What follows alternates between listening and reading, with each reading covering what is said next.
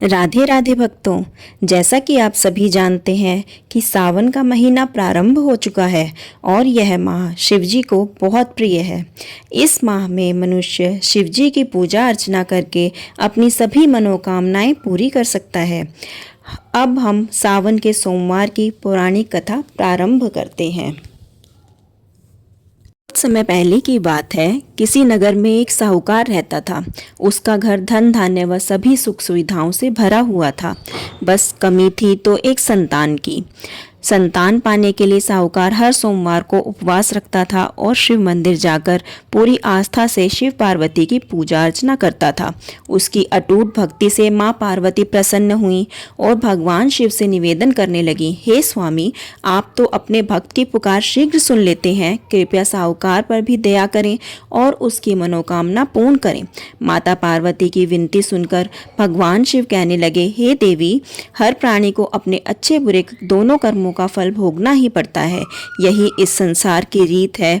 ये सुनकर पार्वती जी साहूकार की मनोकामना पूर्ण करने के लिए शिव जी से हट करने लगी। बहुत समझाने पर भी जब माता पार्वती न मानी तो शंकर भगवान ने साहूकार को संतान प्राप्ति का वरदान दिया, किंतु उन्होंने कहा कि ये बालक अल्पायु होगा और मात्र 12 वर्ष की आयु तक ही जीवित रह सकेगा। उधर साहूकार भगवान शिव व माता पार्वती की बातें सुन चुका था, इसलिए उसे संतान प्राप्ति का वरदान पाने के बाद भी कोई प्रसन्नता न हुई, किंतु वो अब भी पहले की ही तरह पूरी श्रद्धा से भगवान भोले शंकर की आराधना करता रहा। वरदान पाने की कुछ ही समय बाद साहूकार की पत्नी गर्भवती हुई और 9 महीने बाद एक सुंदर बालक को जन्म दिया। जब बालक 11 वर्ष का हुआ तो साहूकार ने उसके मामा को बुलाकर कहा कि इसे काशी पढ़ने के लिए ले जाओ, तुम लोग रास्ते में यज्ञ व दान पुण्य करते हुए जाना। ये कहकर साहूकार ने उन्हें खूब धन देकर विदा किया। इधर काशी प्रस्थान के बाद मामा भांजे एक गांव से गुजर रहे थे। वहां एक राजकुमारी का विवाह हो रहा था, परंतु राजकुमार एक आंख से काना था। तभी वर के पिता ने साहूकार के बेटे को देखा और उसके मामा से कहा, तुम अपना भांजा कुछ समय के लिए हमें दे दो, विवाह संपन्न हो जाए उसके बाद ले जाना। कुमार के पिता ने दोनों को खूब धन दिया और इस प्रकार साहूकार के बेटे के साथ राजकुमारी का विवाह संपन्न हो गया। साहूकार का पुत्र बड़े ही ईमानदार स्वभाव का था, इसलिए उसे जैसे ही अवसर मिला उसने राजकुमारी की चुन्नी पर लिखा कि तुम्हारा विवाह तो मेरे साथ हुआ है, किंतु जिस राजकुमार के साथ तुम्हें भेजा जाएगा वो एक आंख से काना है। जब राजकुमारी ने साहूकार की लिखी पढ़ी तो बोली, स्वामी, मैंने अग्नि को साक्षी मानकर आपके साथ फेरे लिए हैं, अब मैं आपके अलावा किसी और को अपना पति स्वीकार नहीं करूंगी। पत्नी की बात सुनकर साहूकार के बेटे ने कहा, ऐसा मत कहो, मैं अल्पायु हूँ, कुछ ही दिन में 12 वर्ष की आयु होते ही मेरी मृत्यु निश्चित है। लेकिन पत्नी ने कहा, जो भी मेरे भाग्य में लिखा होगा वो मुझे स्वीकार। राजकुमारी ने ये बात अपने माता पिता को बताई। इस पर राजा बहुत क्रोधित हुआ और उन्होंने अपनी पुत्री को उस राजकुमार के साथ विदा किए बिना ही बारात वापस लौटा दी। उधर साहूकार का बेटा व उसके मामा काशी पहुँचे। वहाँ जाकर दोनों ने कई यज्ञ अनुष्ठान किए और साहूकार के बेटे ने विद्या ग्रहण करना शुरू किया। जिस दिन बालक 18 वर्ष का हुआ उस दिन भी मामा भांजे दोनों यज्ञ करने जा रहे थे, किंतु अचानक साहूकार के बेटे की तबीयत बिगड़ने लगी। उसने अपने मामा से कहा, मामा, मेरी तबीयत कुछ ठीक नहीं लग रही है। ये सुनकर मामा ने उसे अंदर जाकर आराम करने को कहा। बालक अंदर जाकर आराम करने लगा, किंतु आज ही के दिन उसकी मृत्यु निश्चित थी।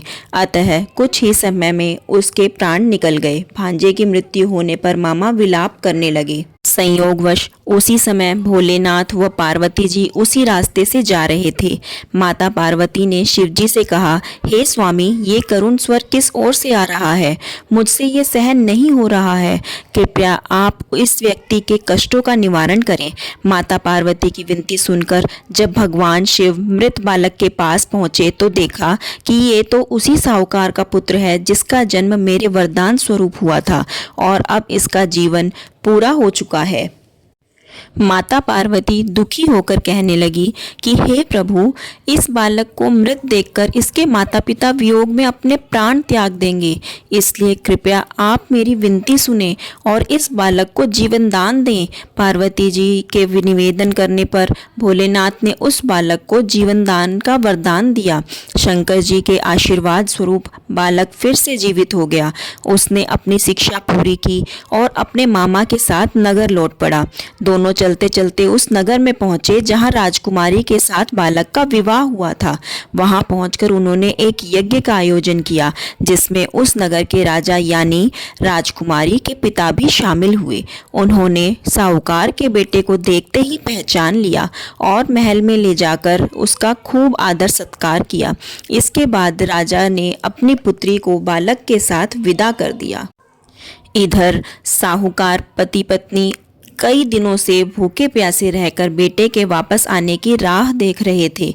उन्होंने निश्चय किया था कि यदि उनके बेटे की मृत्यु हो जाएगी तो वो भी प्राण त्याग देंगे। लेकिन उसी रात भगवान भोलेनाथ साहूकार के सपने में आए और कहा, हे साहूकार, मैंने तेरे सोमवार के व्रत करने और व्रत कथा सुनने से प्रसन्न होकर तेरे पुत्र को पुनः जीवन दान दे दिया है। बेटे के जीवित होने का समाचार पाकर दंपति बहुत खुश हुए और भगवान शिव पार्वती को बारंबार प्रणाम किया। बोलो शिव शंकर भगवान की जय। बोलो पार्वती माता की जय।